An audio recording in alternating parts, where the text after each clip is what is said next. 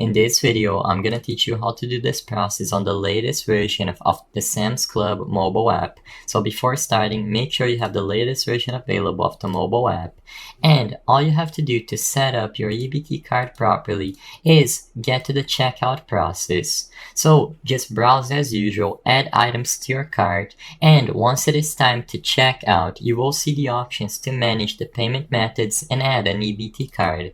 So as you can see, you should go to checkout with all the products that you want to buy already on the cart. Make sure they are eligible for SNAP or EBT cards, and once you get to the checkout, under the Payment tab, you will be able to select this option, Add an EBT Card.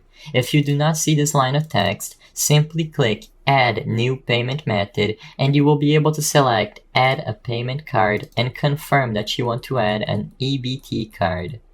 Once you select Add an EBT card, you will need to confirm it by including your first and last name and the full card number.